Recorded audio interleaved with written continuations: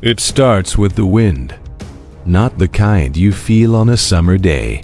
This one cuts, slices, fills your lungs with icy razors. You're not dressed for it because you're not dressed at all. Just skin, soft, pink, exposed. Your ancestors once had fur. A natural armor against the cold, the sun, and the bite of insects. But it's gone now. Every gust reminds you. Every thorn, every predator's gaze. You're not supposed to be like this. In the grasslands of East Africa, a naked primate is a beacon for death. Subscribe to MystiFeed. The lions see you from farther away. The sun boils your scalp. Nights freeze the marrow in your bones. Your skin splits. Blisters. Welts rise where insects feed freely. There's no shield. No warmth. No camouflage. Only nerve endings and blood. And still, somehow, you survive. But the cost is enormous. We are the only primates to shed our fur. One of the only mammals to walk the earth nearly naked, and no one knows exactly why. Somewhere deep in prehistory, we made a trade. We gave up our fur. And in return, we became something else. But what did we become? And what did we lose? Subscribe for more journeys into ancient fear. Every mammal wears its story on its skin. A polar bear's fur traps warmth like glass traps sunlight. A tiger's stripes fracture its outline among reeds. A chimpanzee, our closest living cousin, is cloaked in coarse black hair that deflects sun, shrugs off parasites, and masks emotion. But not us. Strip away our technology, our jackets, our homes, our rules, and we are fragile things. A thin membrane stretched over muscle and bone, more similar to a newborn than a predator. We're the anomaly, the hairless ape. And for decades, biologists, anthropologists, and evolutionary theorists have all asked the same question: why? Why would a mammal abandon the fur that gave it protection? Why would a primate evolve into something so vulnerable, so raw, so exposed? Hair isn't just warmth. It's defense, identity, a warning or invitation. It carries scent, displays age, even transmits fear. In most mammals, fur is a survival mechanism honed over millions of years. But somewhere between 4 and 7 million years ago, when early hominins were still walking upright for the first time, something changed. Not all at once, not everywhere, but gradually. The fur thinned, the follicles shriveled, the coat receded, until one day, a creature was born into the world bare. No fur, no armor, just skin, and yet, that skin would go on to dominate the planet. Why? What pressure could strip an entire species down to the flesh and not only let it live, but push it to the top? That's where the theories begin, but none of them are comforting. The first theory is sweat, simple, unsettling. Most mammals pant to cool down, but not us. Humans sweat relentlessly from millions of pores. It's messy, salty, and grotesquely efficient. In the dry savannas of ancient Africa, endurance was life. Our ancestors couldn't outrun a gazelle in speed, but they could run it into death. It's called persistence hunting.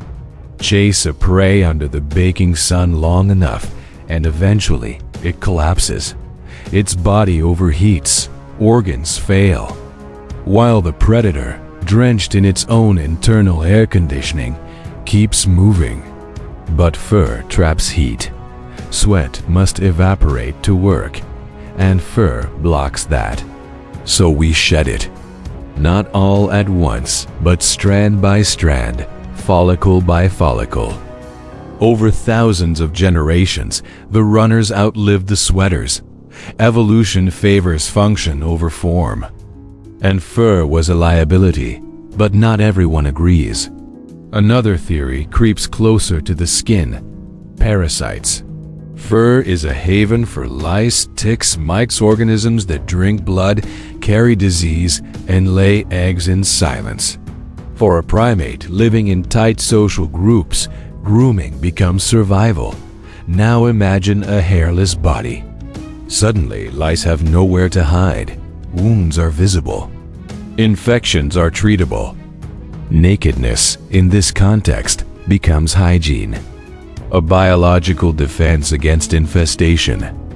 Then comes a theory as ancient as desire: sexual selection. Fur hides, skin reveals, a flushed cheek, a smooth curve, a clear complexion free of disease. In a world without words, the body becomes the message. Some anthropologists argue that bare skin allowed early humans to display health, fertility, and youth more vividly, creating a new kind of sexual pressure. Those with the clearest skin reproduced more. Those who desired it shaped this species. But the most haunting theory whispers from the water: the aquatic ape hypothesis. Disputed, mocked, but strangely elegant. It suggests that for a brief moment in evolutionary time, our ancestors lived near coasts, wading and swimming to survive. And like dolphins, hippos, and manatees, they shed their fur. Water favors smoothness. Fat replaces insulation. And the upright posture of a wader becomes the stance of a hunter. Did we lose our fur beneath the waves? Maybe, maybe not. The evidence is thin, the science contested. But the idea lingers because it feels like something we're trying to remember. And finally, the theory that shifts blame from biology to culture: fire. With fire came warmth, safety, and cooked food. Then came clothes, animal skins, woven fibers, protection forged by hands. If you can make warmth, you don't need to grow it. In this view, humans didn't lose fur, they abandoned it. And our bodies adapted to that choice. But all these theories share a single truth: the loss of fur made us more than vulnerable. It made us human. Strip a human of shelter, fire, and clothing, and the cost of bare skin becomes clear. We burn. Sunlight, once filtered by fur, now pierces us. Ultraviolet rays mutate cells. Melanin becomes our last defense, evolving into a gradient of skin tones across the world. But even the darkest pigmentation can't stop a midday sun from scalding exposed flesh. We freeze. Nights on the savannah drop below comfort. Without fur, the chill eats straight into the marrow.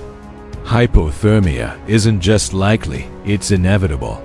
Early humans huddled in groups, curled around fire, and draped their bodies in dead animals to simulate the fur they lost. We bleed. Scratches that a furry creature would never notice turn into open wounds. Infections fester. Blood trails lure predators. Without fur, the skin is an invitation to insects, to disease, to death. We hide. Because without fur, we become ashamed. The only species that covers itself, that paints its skin, that builds walls not just to keep out the cold, but to hide our bodies from one another. Nakedness became taboo. Skin became identity. In every culture, every era, we've wrapped ourselves in meaning as much as fabric. Scarification, tattoo, veil, armor, shame, pride. We turned our own bodies into battlegrounds. But this vulnerability forced something else into evolution: the mind. A furless creature must solve problems, build shelter, track weather, plan migrations. invent tools, predict danger, coordinate with others. Fur was warmth. We made fire. Fur was shield. We made weapons. Fur was camouflage. We made myth. We didn't just lose our fur. We replaced it with intelligence, culture, and fear. And still, it lingers. That sense of exposure. The need to cover. The unease of being watched, judged, desired. Somewhere in our DNA is the memory of being hunted not just by beasts, but by the elements. And our skin still remembers.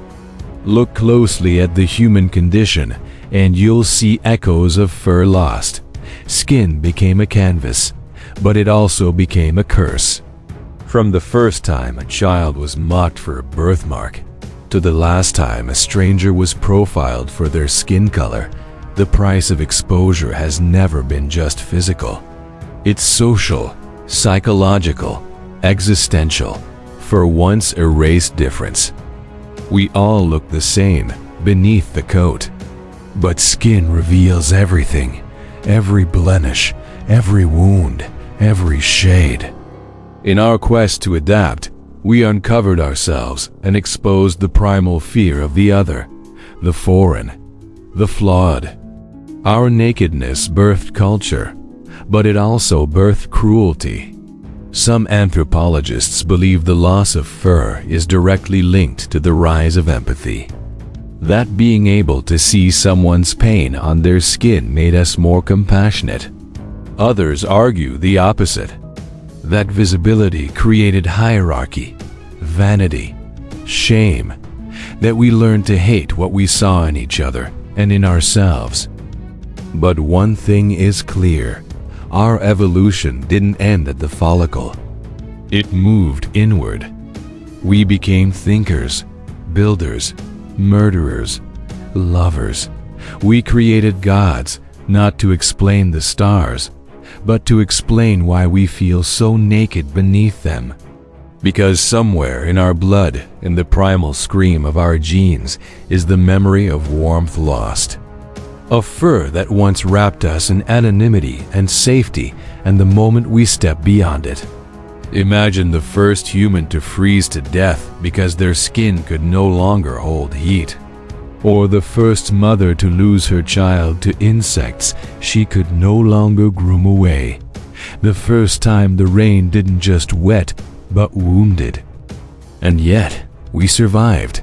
More than that, we thrived. Not because we were strong, but because we were fragile and forced to adapt. So why did humans lose their fur? Because survival demanded it. Because pain shaped it. Because evolution doesn't care what makes you comfortable, only what keeps you alive. And in the end, it wasn't claws or fur that conquered the world, it was skin. And now we cover it, not just for warmth, but for dignity, for disguise, for identity. But beneath every layer, we remain what we've always been, naked, exposed, haunted by the fur we left behind.